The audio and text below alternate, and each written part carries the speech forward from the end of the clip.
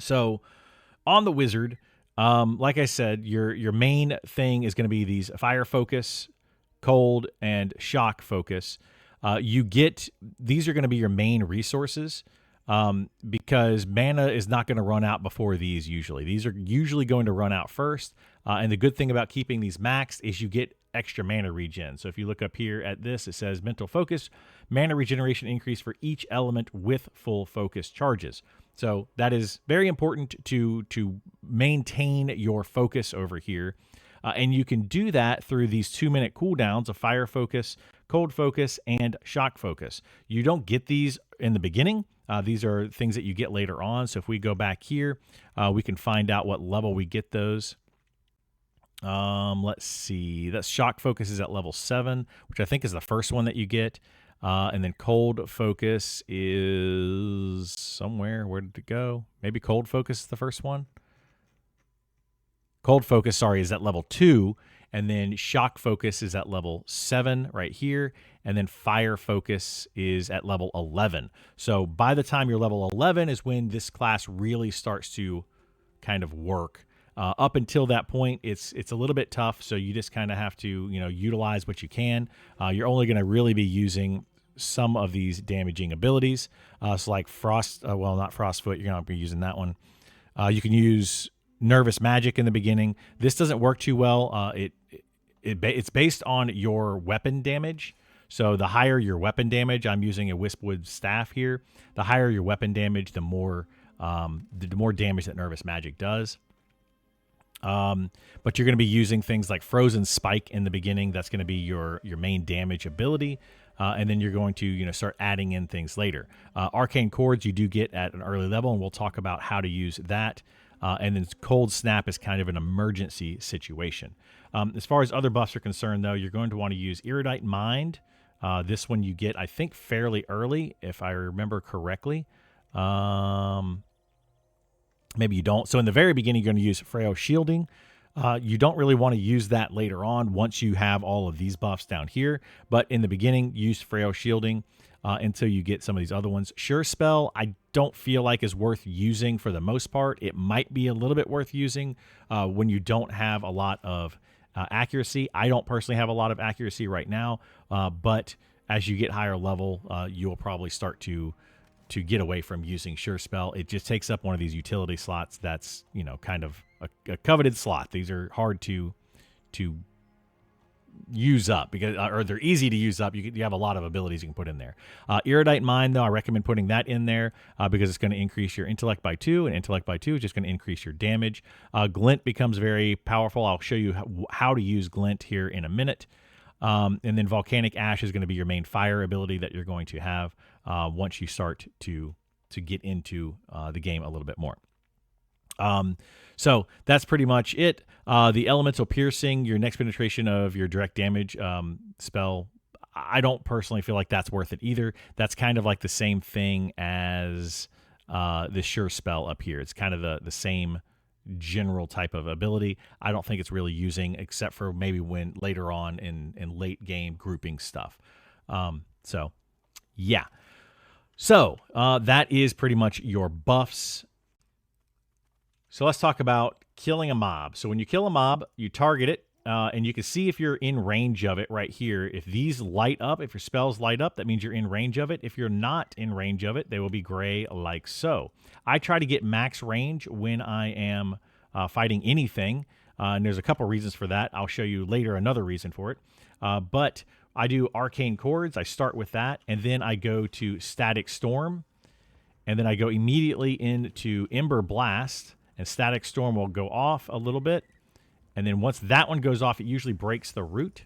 I then use the Snowball combo to knock it down so that we can get root back on it. And then I go back to Static Storm. And then I use my fire ability. So that's my main combo that I do on most enemies. And that usually takes care of them right there. So that is generally how I do that. At that point, you're going to have 0 fire focus and shock focus, so you can use your abilities and bring those back so you can regenerate that mana. You can see that I didn't really use cold focus. There's a reason that I don't use cold focus very often, and that is because of Cold Snap. Cold Snap does cost 2 cold focus, but it has a very long cooldown. I use that for emergency situations only. For example, if my root gets resisted, or if my combo here of Frostfoot to Snowball gets resisted and they do not get knocked down, then I use my Cold Snap so that I can gain some distance between them to be able to use Arcane Chords again. So we'll do that one more time so you can see the combo that I like to do. So we like to do Arcane Chords, going into Static Storm, going into Ember Blast, and then one of those usually breaks it, and then we're going to do our Footfall. That didn't knock it down, so that's when I do the Cold Snap, which snares them, goes into another root, and then I do my same combo of Static Storm into Ember Blast, and that usually takes care of them, like I said before. So that's pretty much the easy peasy combo that works for the most part. It doesn't always work, but usually it does. Let's go find a caster, a spellcaster, though, so we can talk about how to deal with a spellcaster. Dealing with spellcasters this is how you want to do it. You have the Lost Orc Runecaster right here. Again, you want to get in max range. The reason you get in max range on spellcasters is because if you're max range, they usually will not cast a spell immediately. If they do cast a spell, it's usually something on themselves. So like a shaman, for example, might cast a heal spell on themselves in the beginning, and you don't need to interrupt that one. You want to try to save your glint for after the root breaks, because like I talked about just a second ago, you root the mob first, but then when you do damage to it, it says damage dealt has a chance to break a root effect, and you're going to be damaging it at least 2 times in the very beginning. That's why you want to save your Frostfoot and your Snowball, and the mob is going to start running at you. The reason you want to save your glint ability, though, and you don't want to use it necessarily immediately, is because if they actually do get to you, they will start casting again, but they won't cast again until they actually get to you. Okay, so that's basically how that works. Or if you root them. So if I were to root this Runecaster right now, he's probably not going to cast on me because I'm at max range, so he shouldn't cast any spells. So I'm not going to use my glint. If he resists, he's going to start running at me, at which point I will Cold Snap and then try to root him again so that he doesn't get to me. But at that point, once you root him, he will try to cast a spell, and you're going to glint. If you do get the root off, you're going to do the same combo of Static Storm to Ember Blast. One of those usually will break the root, and he's going to start running at me, in which case I do the Frostfoot to Snowball, and then I root again. As soon as I root that second time, he will stand back up and start to cast a spell. I immediately use Glint in that situation. That's why I save Glint from the beginning, is because it's on a 30-second cooldown. So I immediately use Glint in that situation to stop the spell casting, and they usually will not try to cast another spell until they run at you again, and you reroute them, or they get within melee range. So let's show how that works in a play here. We're going to use Arcane Chords. Hopefully it does not resist. Then we're going to go into Static Storm. We're going to go to Ember Blast, which one of these will usually break the root. And it did. And then we're going to knock him down. We're going to root. And then as soon as he stands back up, he's going to spell cast. And we're going to glint. And then we're going to go back into Static Storm. Notice he's not casting anymore. And then we're going to be able to do Ember Blast again. And this should take him down. If it doesn't, we can use Elemental Weaving to finish it off, just in case that doesn't take it down. So that is, the basic caster combo that I like to use. So now that we've gone over the 2 different combos, let's talk about this ability right here, which is Elemental Weaving. Elemental Weaving is a big hit that builds up over time. So whenever I cast a spell, and it doesn't matter which one it is, any spell that uses charges gives you stacks for Elemental Weaving. So you'll see those stacks right up here in your buffs at the top right-hand corner. So let's say I use this ability right here. It gives me 3 stacks of this. This ability right here, it has 4 cold focus that it consumes, so it gives me 4 stacks. So usually what I do is I root, which doesn't give me any stacks. I use Static Storm, which gives me 3. I use Ember, which gives me another 3. Excuse me. And then I usually Root again, and then I use Static Storm again, which gives me another 3. So now we have 9. 10 stacks is the max. So around this point is where using your Elemental Weaving is going to do its most amount of damage. I usually follow up with another Ember Blast, and if it is not dead at that point, I go ahead and I use Elemental Weaving. I should have 12 stacks at that point, but it maxes out at 10, and that's going to give you, like I said, your highest damage output from Elemental Weaving. And it's an instant cast, but it's on a 1 minute and 30-second cooldown, so you don't want to be using it very often, and it does consume 25% of your max mana, so you want to be a little bit careful with using that. It's not something that you necessarily should use all the time, because if you are using it all the time, it will burn your mana fairly quickly. So that's basically how that ability works. Also, please explain what happens if you exceed your focus uses. Okay, so if you exceed your focus uses, when you have these focus up here, right? Let's say that I continue to use focus. If I just use fire spells, so if I go to this mob right here and I root it and I just use fire spells, I'm going to show you this in just a second. I will actually show it after I talk about it. If I just use fire spells, it'll burn 3 focus, then it'll burn 2 focus on my second one because it's going to use 3 charges each. Well, I only have 3, and then I only have 2 more after that. So it has to get the additional focus from somewhere else. So if you don't have any focus in, let's say, fire, it will then pull a focus from both cold and from shock. So it literally pulls it from the other 2. So for the 1 focus that I pull from here will equal 1 focus from each of these if I don't have the focus here. I can then cast it again, and it'll be 3 focus, but then it'll try to pull more focus again from these 2. So I'll show that off right now. So we are going to root. This time I'm not going to use the other ones. I'm only going to use my Ember Blast. So we're going to do Ember Blast, followed by an Ember Blast. He resisted that one, so now you can see I'm down to 2. It's going to take 1 away from the other 2. I'm going to Ember Blast again, and this time it's going to take 2 away from those. We're going to root it, and then I'm going to run away, and you can see I'm going to try to Ember Blast it again, and it's going to use 1 of these plus 2 of these each. Oh, that time it used 2 and then 1. You see what it's doing there? Okay, so that's basically what it's doing. You don't want to ever use a spell if you can help it that you're out of focus. Because if you're out of focus, it uses twice as many focus, but from the other 2 locations. Now, let's say that you use all of your focus and you have no more focus to burn.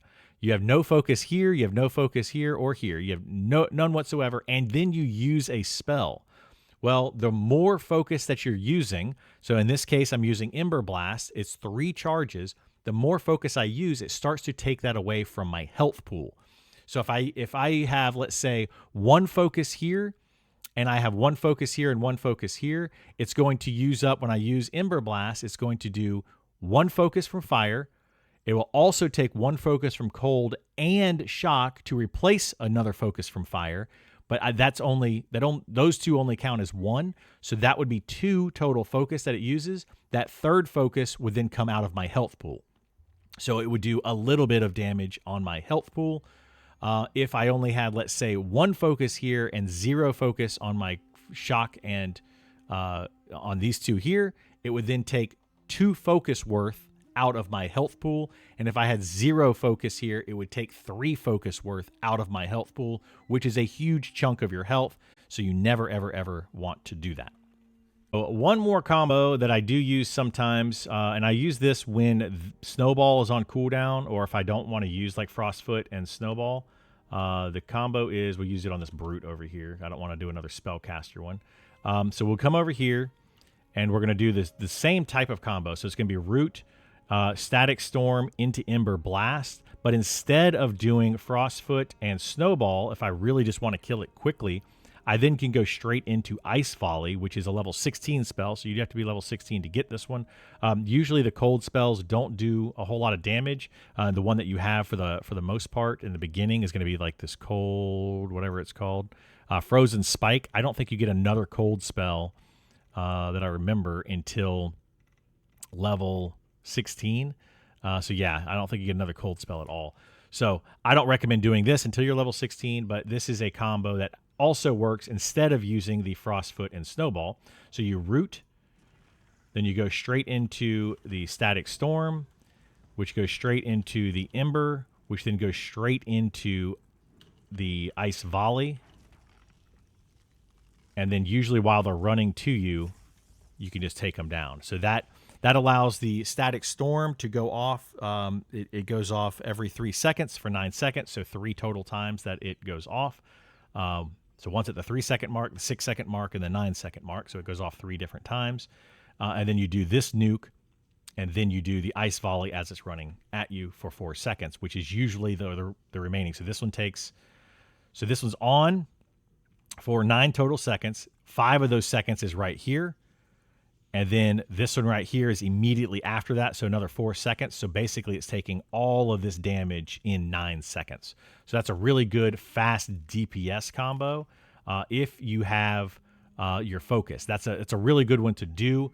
It doesn't work too well on spellcasters, but it works really well on melee enemies. The last skill that we're going to talk about is the Condensed Mana. This you get at level 9. You can give it to any member of your party, or I think you can actually cast it on anybody that you want, and it gives them this right here, which is, it says it's a potion, but anyway, it's a crystal condensed mana, and you use it to get 20 mana back. It's on a 3-minute cooldown, and you, like I said, you can give it to anybody that you want. Once you have it, once you've given it out to your party members, you can then get rid of it and put whatever spell you want in its place, and it does remain in there.